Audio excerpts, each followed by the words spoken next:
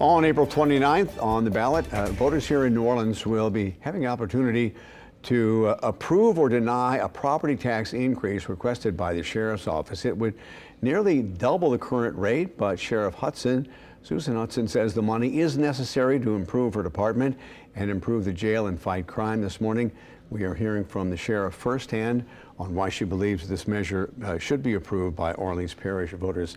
Sheriff Hutson, thank you for coming in.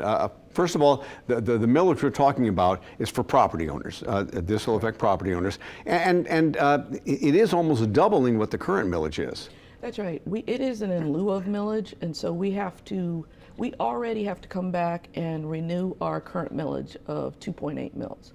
But we know that we are an unconstitutional jail, a dangerous jail, and we have to fix that. The 2.7 mils that we're trying to add are going to help us get to being a constitutional jail. But you do understand the reticence some voters may have, because there's been controversy after controversy within the sheriff's office. You guys are really understaffed right now. I mean, there are a lot of problems compounded by a number of issues after you took office.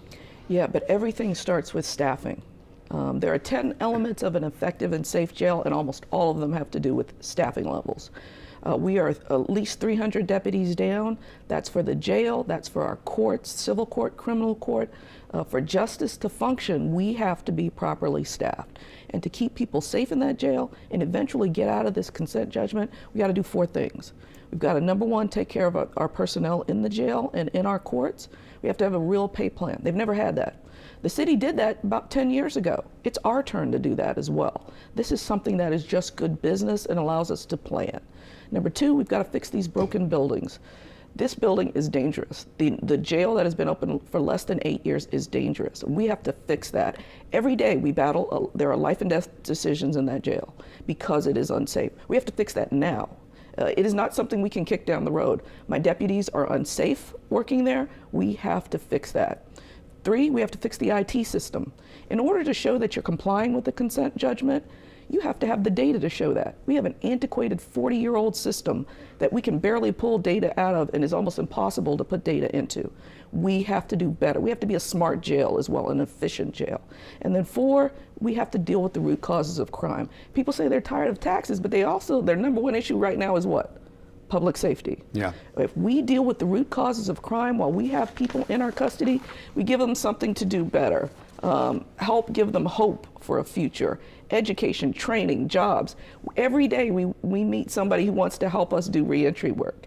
We can do this, and this will help our community. And you laid all this out for the Bureau of Governmental Research, and they understand the problems you have. And in the release they gave about the millage increase, I mean, they acknowledge you have a lot of problems, That's right. that you gave a lot of good reasons why it needs to be done, but they say they're still against it. They say you have not fully mapped out what you need to do, and they give several reasons conflicting with the reasons you just gave us.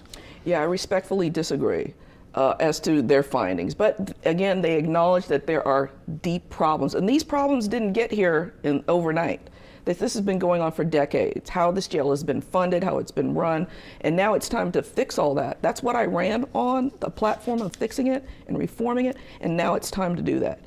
We sat with BGR about 3 hours. We provided them with all the information, all the studies and research that we have done over this last year. We've done a pay plan.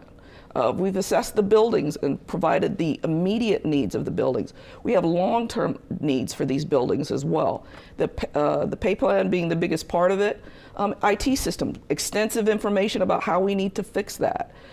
So we've given the information out there. I'm at a loss to understand why they don't understand that, but I have been very clear over this last year. Well, and let me ask you this, because you ran on a platform of transparency, and the reporters who cover you say that you have not been that transparent.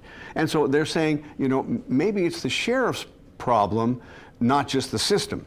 I push back on that as well. If you, our chief communications officer sends out each week a list of everything that goes on in that jail. Everything that's reported into our antiquated system, we pull out manually and send that out.